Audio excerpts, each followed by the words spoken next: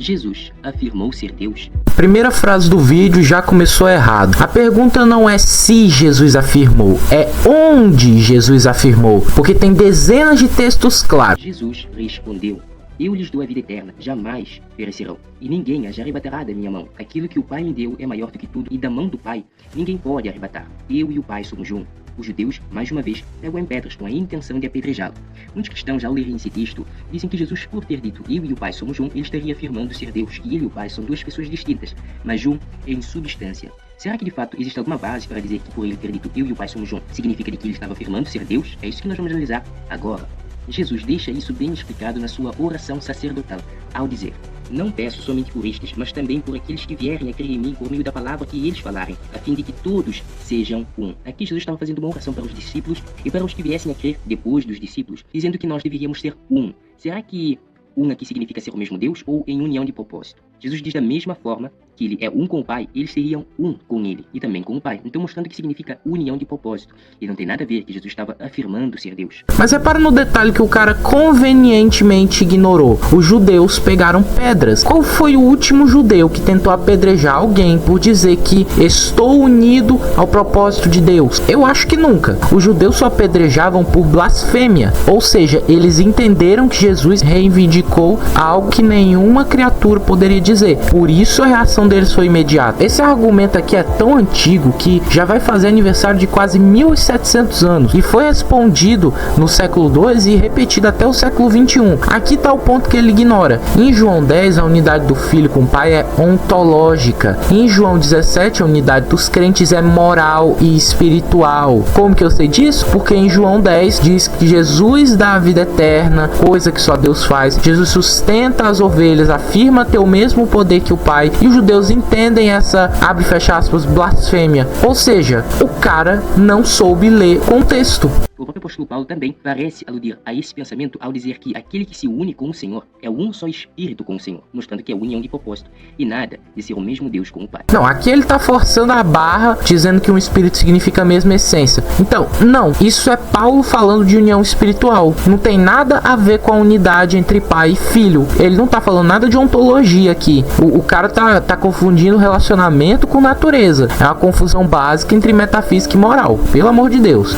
O próprio Jesus corrige a má interpretação dos judeus logo em seguida, afirmando ser um Deus menor, da mesma forma como os juízes de Israel foram chamados de deuses, ou seja, Elohim. Não, essa parte aqui foi cômica. Ele diz que Jesus se corrige e diz que é um Deus menor. Peraí, então ele acabou de citar João 10, mas ignorou o verso 33, que diz assim: não te apedrejamos por alguma obra boa, mas blasfêmia, porque sendo homem te fazes Deus. Ou seja, os judeus entenderam a reivindicação. Jesus não está dizendo assim: ei pessoal, calma, não sou Deus não, sou só um deusinho de segunda classe. Não, Jesus cita Salmo 82 para argumentar que se até juízes podem ser chamados metaforicamente de deuses, quanto mais o filho enviado pelo Pai, legitimando sua reivindicação. Abraão, o pai de vocês, alegrou-se por ver o meu dia. Ele viu esse dia e ficou alegre. Então os judeus lhe perguntaram: você não tem nem 50 anos e viu Abraão?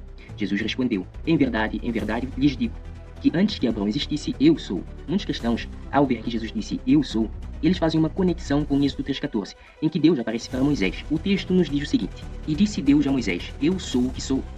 Disse mais: assim dirás aos filhos de Israel: eu sou, me enviou a vós. Então Jesus estaria afirmando ser o mesmo eu sou na sarça ardente. Primeiro que o texto claramente quer passar uma ideia de que Jesus existia antes de Abraão, não querendo colocar nada demais. Antes que Abraão existisse, eu sou. Simplesmente assim. Primeiramente que no hebraico, quando é traduzido eu sou o que sou, aqui em Êxodo 3,14, no hebraico é erie asher erie, que corretamente seria serei o que serei, e não eu sou o que sou. O verbo está no futuro e não no presente. Na Septuaginta, a palavra é ego remi horon, ou seja, eu sou aquele que existe, ou eu sou o ser. Enquanto que aqui, em João 8,58, Jesus diz apenas eu sou, mostrando que não existe nenhuma conexão com Êxodo 3,14. Aqui ele tenta consertar outra bomba. Ele diz que Jesus apenas disse que existia antes de Abraão. Mas assim, tem um probleminha enorme aqui. Se Jesus quisesse dizer eu existia, então ele teria usado ego en me, ou outra forma verbal. Mas ele usa ego em mi, um presente gnômico, um um presente eterno, que não é normal em grego para a existência passada. E não importa quanto que esse rapaz tente inventar a gramática, os judeus entenderam imediatamente o que Jesus quis dizer, porque de novo tentaram apedrejar Jesus, porque ninguém usa eu sou absoluto sem estar reivindicando a eternidade divina. O ponto não é o hebraico, é a Septuaginta. Jesus está discutindo com judeus que usavam a Septuaginta, não o hebraico massorético posterior. Na Septuaginta o nome divino é ego eimi ho on, eu sou o ser, e Jesus usa ego ei mi, a forma absoluta da mesma expressão divina. O argumento dele cai aqui de uma vez. O mais irônico de tudo isso é que os pais apostólicos, os primeiros cristãos que vieram após os apóstolos, liam esse texto e viam apenas como uma afirmação de que Jesus existia antes de Abraão. Simples assim, eles não viam uma conexão com Êxodo 3,14. Eles faziam conexões com outros textos, mas não faziam conexão com Êxodo 3,14. Isso é surreal, mostrando que a maioria deles nem mesmo tem essa percepção, e que isso é algo que surgiu séculos depois do cristianismo. Os pais da igreja, eles interpretavam o texto simplesmente uma afirmação de que Jesus existia antes de Abraão, e não faziam conexão com Êxodo 3,14. Mas assim, meio que todos eles são defensores clássicos da divindade de Cristo. É como citar Einstein para negar a física. Irineu combateu gnósticos dizendo que Jesus é Deus verdadeiro. Atanásio escreveu livros inteiros dizendo que Jesus é consubstancial ao Pai. Agostinho escreveu 15 livros sobre a Trindade defendendo que o Filho é Deus. O cara literalmente citou seus próprios destruidores teológicos. O texto também trata de idade, não de identidade. Jesus simplesmente disse, antes que Abraão existisse, eu sou. Agora, por que ele utiliza o presente e não o passado, eu existia? Simplesmente para dizer que ele existia antes de Abraão e que continuava a existir naquele momento.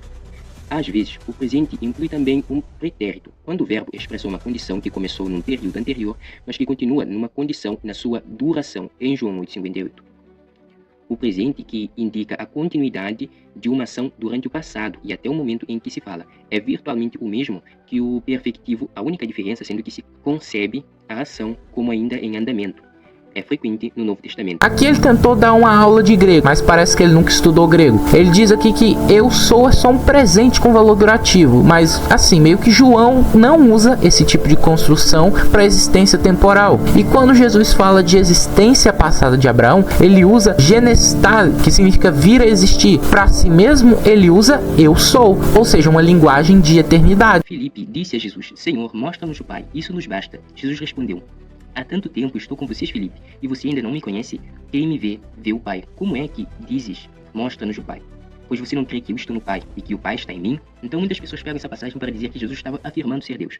O problema é que se tomarmos essas palavras literalmente, vamos ter que dizer que Jesus estava dizendo ser o próprio Pai. Isso seria um problema para os unicistas tratarem e não os trinitários. Simplesmente Jesus quer dizer que ele reflete, ele representa perfeitamente o Pai. Assim como diz o escritor de Hebreus, o Filho, que é o resplendor da glória de Deus e a expressão exata do seu ser. Então Jesus é a expressão exata de Deus. Se você reflete uma pessoa exatamente, você não é aquela pessoa a quem você reflete. Portanto, quem o vê é como se estivesse vendo o próprio Pai. Lembra que o autor do Evangelho que estamos aqui inseridos é João. Ele mesmo diz que a Deus nunca ninguém viu. Foi o Filho de Deus que manifestou na terra para representá-lo. Jesus disse que ele manifestou o nome de Deus aos homens, que os seus discípulos seriam os seus representantes na terra. Gostei muito do comentário da Bíblia de Jerusalém que diz: o Filho é o resplendor ou o reflexo da glória luminosa. Ele é a expressão de seu ser, como a marca exata deixada por um carimbo. Não, aqui ele chegou ao cúmulo de dizer que Jesus só está dizendo que reflete, mas ele ignorou completamente o contexto aqui. Jesus é adorado, perdoa pecado, é o Criador, recebe glória com o Pai e é chamado explicitamente de Deus em várias passagens. Então assim, reflete é muito pouco. Reflete é o que um espelho faz. Jesus é a expressão exata da natureza divina, não é um reflexo. Então, gente, o vídeo tá tirando textos do contexto, tá reduzindo linguagem divina à linguagem humana, usando gramática seletiva, confundindo unidade moral com unidade ontológica, citando pais da igreja que defendem o oposto do que ele diz e repete a heresia do arianismo palavra por palavra. A divindade de Cristo não depende de um único versículo, ela explode em toda a escritura. Esse vídeo só confirma que essa heresia é velha e continua totalmente refutável.